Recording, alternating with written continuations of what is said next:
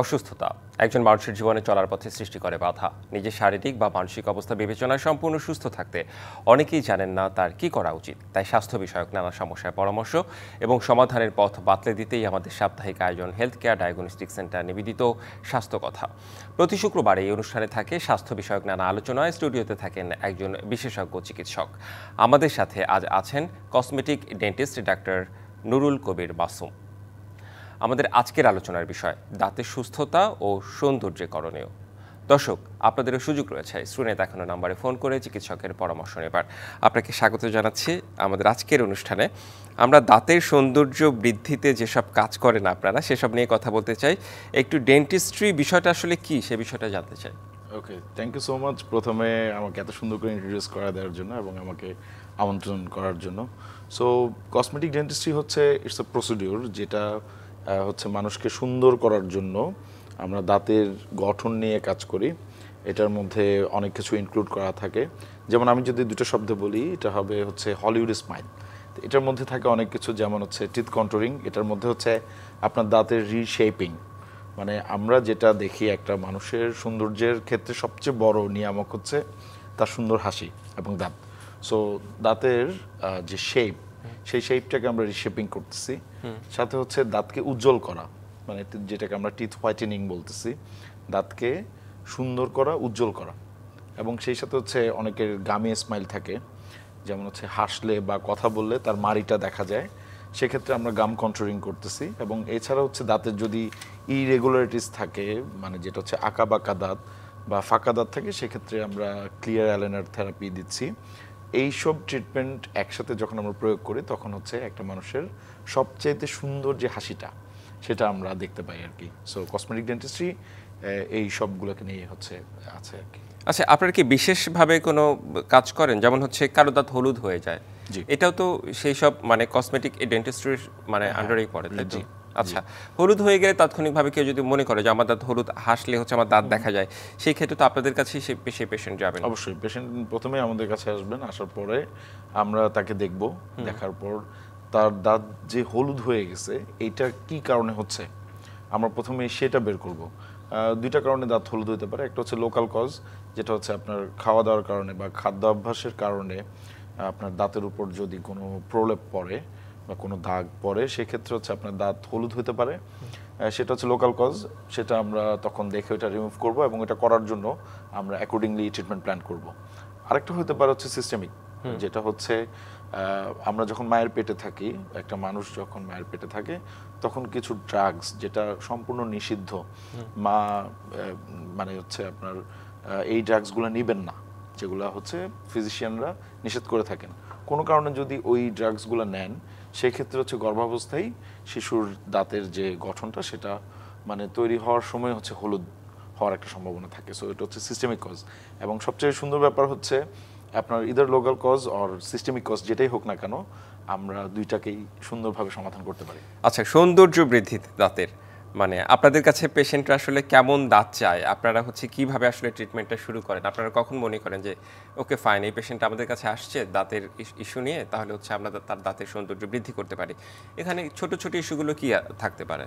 ওকে, আমাদের কাছে যখন পেশেন্ট আসেন, আমি পার্সোনালি প্রথমে পেশেন্টের এক্সপেকটেশনটা জানতে চাই।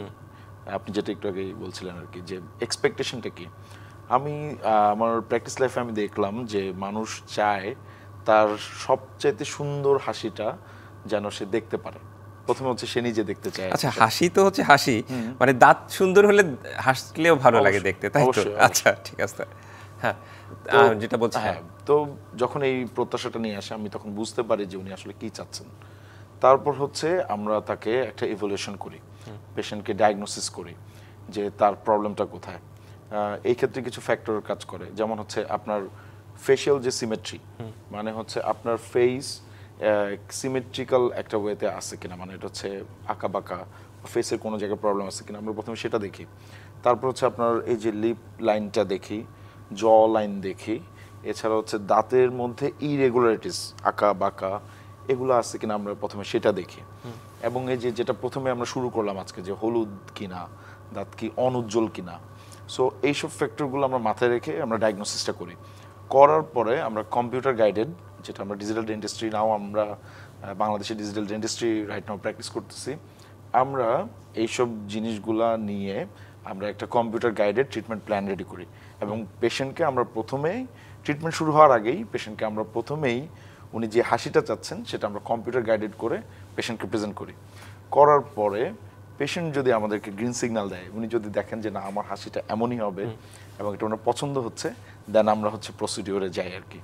সো এইসব ছোট ছোট জিনিসগুলাই আমরা খেয়াল রাখি। আচ্ছা, এর মধ্যে কি এমন থাকে যে দাঁত অনেকের ফাঁকা ফাঁকা থাকে, অনেকের বেড়া দাঁত থাকে? অবশ্যই অবশ্যই। তো এই বিষয়গুলো কি মানে হ্যাঁ, এই অবশ্যই ট্রিটমেন্টের এটা মধ্যে থাকে কসমেটিক নিশ্চয়ই? ডেন্টিস্ট্রির অন্তর্গত। আপনার অনেকের হচ্ছে ফাঁকা দাঁত, হাসলে দাঁত ফাঁকা দেখা যায়, অনেকের হচ্ছে আঁকাবাঁকা থাকে। তো সেই ক্ষেত্রে আমরা এই ট্রিটমেন্টের মাধ্যমে আঁকাবাঁকা থাকলে সোজা করি, ফাঁকা থাকলে সেটাকে পূরণ করি। আচ্ছা, অনেকের এই যে দাঁতের উপরে দাঁত, এটাকে আঞ্চলিক ভাষায় কিংবা প্রচলিত ভাষায় বেড়া দাঁত আমরা বলি অনেকেই। আচ্ছা, তো এই দাঁতের উপরে দাঁত অনেকে দেখতেও ভালো লাগে, আবার অনেকেই মনে করে যে না এই দাঁত আমরা এই দাঁত রাখতে চাই না। Okay. তো এটা আসলে একটু জানতে চাই আপনার কাছে। ওকে, এখানে দুই ধরনের ফ্যাক্টর কাজ করে। আপনি যেটা বললেন দাঁতের উপরে দাঁত উঠাটা, তো এইটা যেটা বললেন যে অনেকেই আসলে এই ব্যাপারটা পছন্দ করে। তো যারা দেখতেও ভালো লাগে অনেককে দেখতে ভালো লাগে, কিন্তু এখানে ব্যাপার হচ্ছে দুইটা। একটা হচ্ছে যে আপনার দেখার ব্যাপারটা, আরেকটা হচ্ছে ফাংশনাল ব্যাপার। আমার দাঁত যদি আঁকাবাঁকা হয়, আমার ভবিষ্যতে কিন্তু কিছু প্রবলেম তৈরি হতে পারে।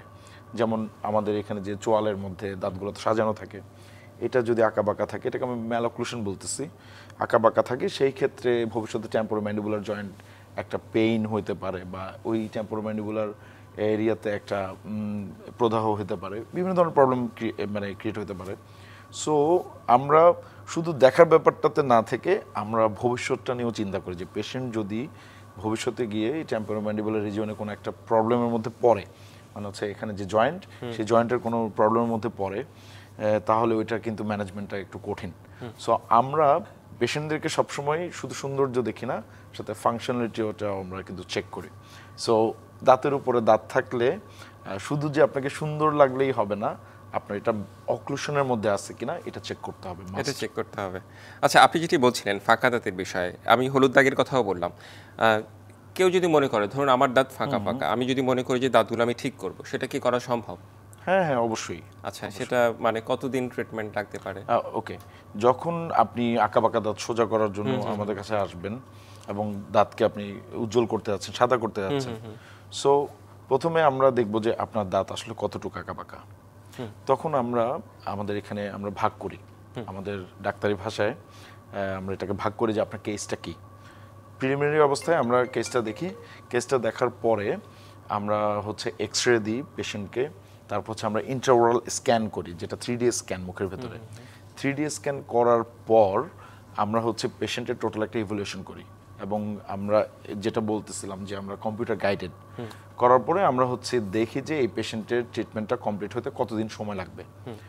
সাধারণত ইরেগুলারিটিসের ক্ষেত্রে আপনার যদি এটা একদম খুবই মাইল্ড কেস হয়ে থাকে, সাধারণত 6 মাসের মধ্যে ট্রিটমেন্টটা কমপ্লিট হয়, আর যদি সিভিয়ার কেস হয়ে থাকে সেই ক্ষেত্রে 6 মাসের উপরে সময় লাগে। আচ্ছা, তাহলে হচ্ছে আমি যদি বলি কসমেটিক ডেন্টিস্ট্রিতে আপনার তাহলে হচ্ছে দাঁত ঠিক করার জন্য, দাঁতের সৌন্দর্যের জন্য সবকিছুই করে থাকেন, সেটা হচ্ছে আলাদা আলাদা হলেও, মানে আলাদা আলাদা বলতে হচ্ছে দাঁত হলুদ হওয়া, দাঁত আঁকা বাঁকা হওয়া, আর কি ইস্যু থাকতে পারে? দাঁতকে সাজানোর কোনো কি আপনাদের কোনো আমি সেটাই বলছিলাম, এটাকে আমরা স্মাইল ডিজাইনিং বলি। আচ্ছা, সো স্মাইল ডিজাইনিংটা হচ্ছে আপনার যেটা আমি বলছিলাম টিথ কন্ট্যুরিং, দাঁতকে রিশেপ করা, দাঁতকে শেপটা চেঞ্জ করে দেয়া। আপনি হয়তোবা জন্মগতভাবে আপনার একটা দাঁত ছোট, একটা দাঁত একটু বড় সাইজে, এটা হইতেই পারে, সেক্ষেত্রে আমরা হচ্ছে দাঁতটাকে রিশেপিং করি, এবং রিশেপিং করার জন্য আমরা বিভিন্ন ট্রিটমেন্ট করি, যেমন ফিনিয়ার, হ্যাঁ, কসমেটিক রেস্টোরেশন আমরা করতে পারি। তো এই স্মাইল ডিজাইনিংয়ের মধ্যে আপনি যেটা বলতেছিলেন, আমরা ওইটাই আসলে করি আর কি, যে মানুষের রিশেপিং যেটা, তারপর হচ্ছে গাম কন্ট্রোলিং, যেটা গামটাকে গাইড করে যেন গামে স্মেল না দেখা যায়, আমরা ওই ট্রিটমেন্টগুলো করি। আচ্ছা, গাম কন্ট্রোলিং একটু বিষয়টা ক্লিয়ার করুন। গাম কন্ট্রোলিং হচ্ছে মানে আপনার অনেককেই দেখবেন যে হাসলে শুধু মাড়ি দেখা যায় দাঁতে। আচ্ছা, হ্যাঁ হ্যাঁ, দাঁতের মাড়ি দেখা যায়, গামি স্মাইল বলি আমরা এটাকে। আচ্ছা, ঠিক আছে। তো সেই ক্ষেত্রে আমরা এই গামি স্মাইলটাকে কন্ট্রোলিং এর মাধ্যমে আমরা মাড়িটাকে সুন্দরভাবে সাজিয়ে দিই, যাতে আপনার হাসিটা দেখতে সুন্দর দেখা যায়, আপনার দাঁত দেখা যায়, নট গাম, মারি দেখা না যায়। বুঝতে পেরেছি।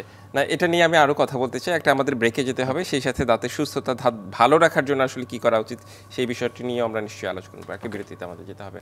দর্শক, বিরতি নিচ্ছি ডিবিসি নিউজের সাপ্তাহিক আয়োজন হেলথ কেয়ার ডায়াগনস্টিক সেন্টার নিবেদিত স্বাস্থ্য কথায়। সঙ্গেই আবারও স্বাগত ডিবিসি নিউজের সাপ্তাহিক আয়োজন হেলথ কেয়ার ডায়াগনস্টিক সেন্টার নিবেদিত স্বাস্থ্য কথায়। আমাদের সাথে আজ আছেন কসমেটিক ডেন্টিস্ট ডাক্তার নুরুল কবির মাসুম। আমাদের আজকের আলোচনার বিষয় দাঁতের সুস্থতা ও সৌন্দর্য করণীয়। আমরা দাঁত সাজানোর বিষয় নিয়ে আসলে আলোচনা করছিলাম। সেটা হচ্ছে যে ক্লিয়ার অ্যালাইনার বিষয়টি আসলে কি, এটা একটু জানতে চাই। ক্লিয়ার অ্যালাইনার হচ্ছে প্রযুক্তির একটা বিষয়। হ্যাঁ, আমাদের যাতে দাঁত আঁকা বাঁকা থাকে বা ফাঁকা থাকে, এই ট্রিটমেন্টটাকে আমরা প্রচলিত যে ব্রেসেস ট্রিটমেন্ট, যেটা হচ্ছে আপনার সবসময় মানুষ যেটা দেখে থাকে যে ওয়্যার ব্র্যাকেট দিয়ে দাঁতকে সোজা করা হয় বা ফাঁকা বন্ধ করা হয়, এইটার নেক্সট জেনারেশন ট্রিটমেন্টই হচ্ছে ক্লিয়ার অ্যালাইনার ট্রিটমেন্ট, যেটা হচ্ছে একটা ক্লিয়ার প্লাস্টিক ডিভাইস, যেটা হচ্ছে কাস্টম মেড, মানে আপনার জন্য অথবা পেশেন্টের জন্য আমরা কাস্টমাইজ করে শুধুমাত্র ওই পেশেন্টের জন্য রেডি করি। এবং ওই ডিভাইসটা পড়তে পড়তেই পেশেন্টের দাঁত বাঁকা থেকে সোজা হচ্ছে, ফাঁকা থেকে পূরণ হচ্ছে। সো এটা হচ্ছে একটা রেভলিউশনারি ট্রিটমেন্ট। আচ্ছা, এটা কি আমরা সেটা দেখি যে অনেকের দেখি যে আমরা এই ট্রিটমেন্টটা করতে গিয়ে দাঁতের মধ্যে এক ধরনের দেখা যায় যে কিছু একটা তার দাঁতের মধ্যে আছে, না বিষয়টা কি এমন না। ক্লিয়ার অ্যালাইনার ট্রিটমেন্ট হচ্ছে আমি যেটা বললাম, এটা ক্লিয়ার প্লাস্টিক ডিভাইস। আচ্ছা, সো এটা হচ্ছে 99% কেসে হচ্ছে এটা একদম ইনভিজিবল। এটা আপনি যখন পড়বেন তখন এটা বোঝা যায় না, বোঝা যাবে না। বোঝা যাবে না। আচ্ছা, যেটা বোঝা যায় সেটাও কি এই ট্রিটমেন্ট বলা যায়? যেটা বোঝা যায় সেটা হচ্ছে ব্রেসেস ট্রিটমেন্ট, এটা ক্লিয়ার অ্যালাইনার না। আচ্ছা, দুই ট্রিটমেন্ট। ও তাহলে হচ্ছে এটার কতদিন লাগে? আমি ধরে নিলাম কারো দাঁত আঁকা বাঁকা, আমি একটু আমার দাঁত সোজা করতে চাই, আমি যদি ক্লিয়ার অ্যালাইনারের মাধ্যমে যদি আমি দাঁত সোজা করতে চাই তাহলে কতদিন লাগতে পারে?